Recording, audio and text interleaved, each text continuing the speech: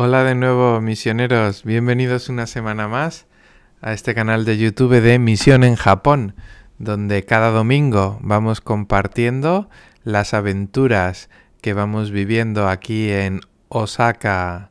Soy José Ramón, sacerdote católico de la Diócesis de Madrid desde junio del año 2023, misionero aquí en la Diócesis de Osaka Takamatsu, en Japón. Cada domingo vamos compartiendo a través de un vídeo las aventuras que vamos viviendo. Y este domingo quería compartir con vosotros algo que he reflexionado a raíz de una homilía que tenía que hacer. Como todas las semanas celebro la misa en japonés, tengo que preparar las homilías y hasta ahora las tengo que escribir porque mi capacidad con la lengua no da de sí lo suficiente como para poder improvisar una homilía aunque solo sea de 3 minutos, ¿no? Tendría que trabajarla mucho para poder improvisarla adecuadamente. Y esta semana tuve que preparar una homilía sobre un discurso en el que Jesús le habla a los discípulos sobre la providencia. Jesús no utiliza en concreto esta palabra, pero les habla de esto. Les dice que no lleven alforja, ni sandalias, ni túnica. Y también les habla de los lirios del campo. Mirad los lirios del campo. Ni trabajan, ni se esfuerzan, y sin embargo el Señor las cuida y las embellece de tal manera que ni Salomón, en el mayor de sus fastos, podía igualarse en belleza, ¿no? Así que si Dios se preocupa de esa manera por las flores, ¿cómo no se va a preocupar, ¿no?, por la maravilla de la creación, por el culmen de la creación, que es el ser humano, ¿no?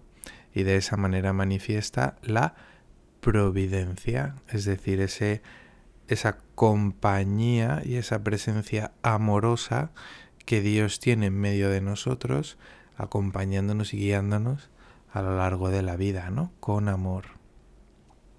En español, la palabra providencia no se suele usar muy habitualmente, pero yo sí la usaba, porque me parecía muy importante y porque también me ayudaba a tomar conciencia de la presencia de Dios en mi vida y de que nada sucede por casualidad y de que el Señor se hace presente en todos y cada uno de los momentos de mi vida, ¿no?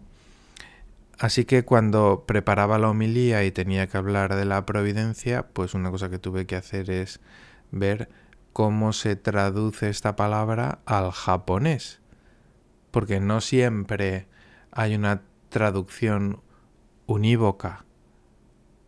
Hay palabras muy comunes, ¿no? Por ejemplo, agua. Pues hay una traducción unívoca. Agua se dice mitsu en japonés.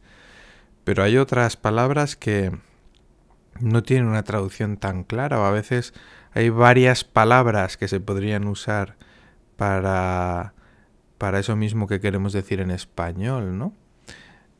Así que esta palabra, que es un poco compleja, pues no fue fácil encontrar su traducción al japonés, pero finalmente conseguí encontrarla. Y es esta que os pongo aquí. ¡Ping! Son 2 kanjis y se leen setsu ri. El primer kanji setsu, el segundo ri. Esta palabra tiene 2 significados y uno de ellos, dado por el cristianismo, es el significado de la providencia.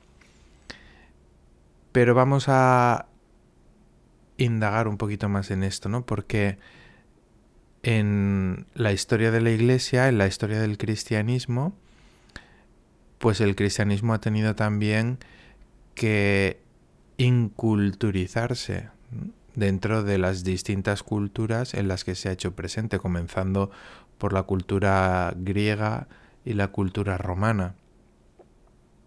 En el Imperio Romano y en el Imperio Griego hubo que hacer esa labor de inculturación. Y hay palabras que el cristianismo toma de esas culturas para darles un significado nuevo. Por ejemplo, una palabra muy importante que proviene de la cultura griega y que el cristianismo le da un significado nuevo es la palabra persona.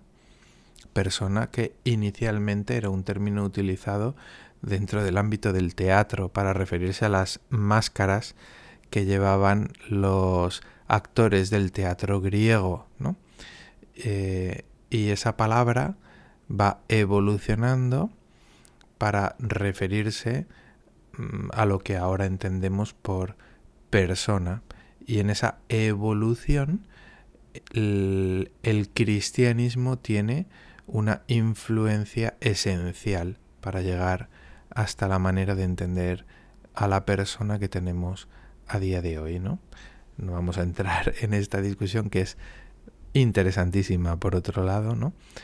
Y que yo he conocido de manera muy especial a través de los escritos de Joseph Ratzinger, al que he estudiado mucho, que luego fue el Papa Benedicto XVI. Él estaba muy interesado en el personalismo, en esta tradición filosófica del siglo XX, especialmente en el autor Martin Buber, que le ayudó mucho a Joseph Ratzinger, especialmente cuando era seminarista, y le introdujo dentro de esta corriente de pensamiento del personalismo.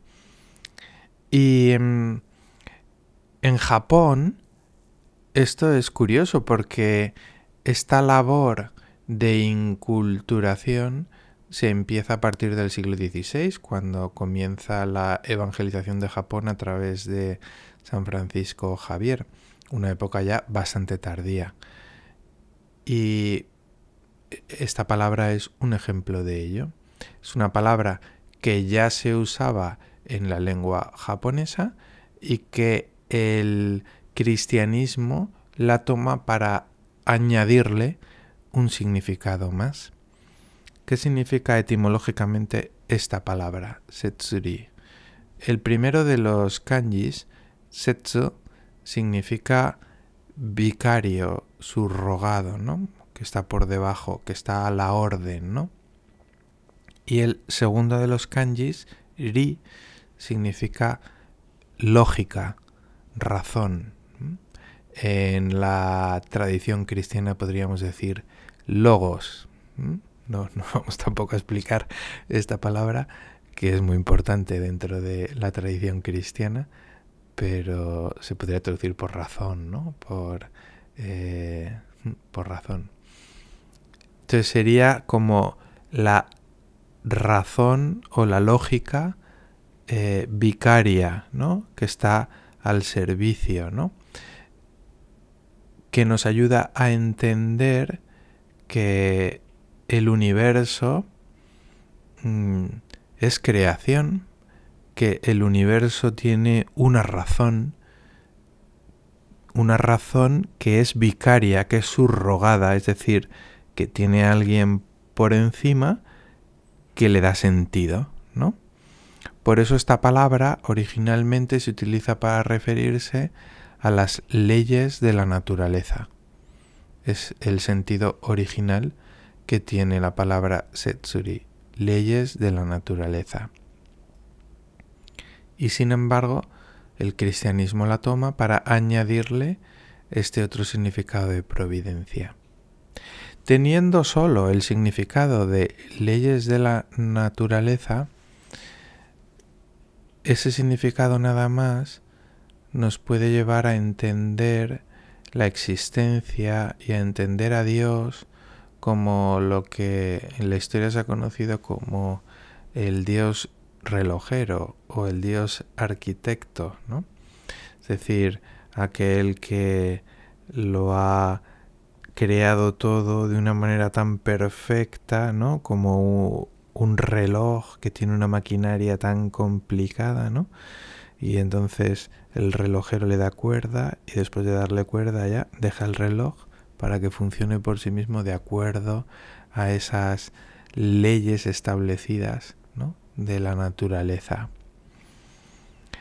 Pues al añadir el cristianismo este significado de providencia, añade a esa manera de entender las leyes de la naturaleza un sentido nuevo. Y ese sentido nuevo es el sentido del amor. Es decir, que en medio de toda esta lógica de las leyes de la naturaleza, una lógica que se puede expresar a través de ecuaciones matemáticas precisas, ¿no? Hay también una lógica del amor inscrita. Ese creador que lo ha creado todo de una manera tan precisa, lo ha hecho con amor y por amor a nosotros. Y no abandona su creación y la deja para que funcione como el reloj a expensas del relojero, sino que se hace presente en todos los lugares, en todo momento, con una presencia que es una presencia amorosa. Y a esto es a lo que llamamos providencia. De esta manera el cristianismo, al añadir este significado a esta palabra, ayuda también a una concepción de la realidad más profunda y verdadera, no solamente como una creación de acuerdo a unas leyes precisas y matemáticas, sino también como una creación en la que el creador se hace presente de una manera amorosa y nos guía y nos acompaña.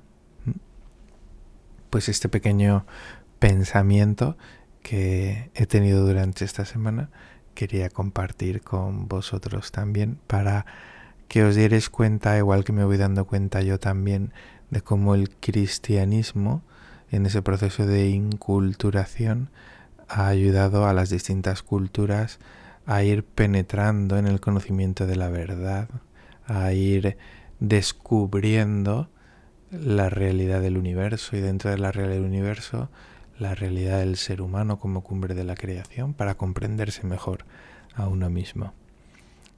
Pues muchas gracias, misioneros, por este ratito que hemos pasado juntos, y hasta la semana que viene.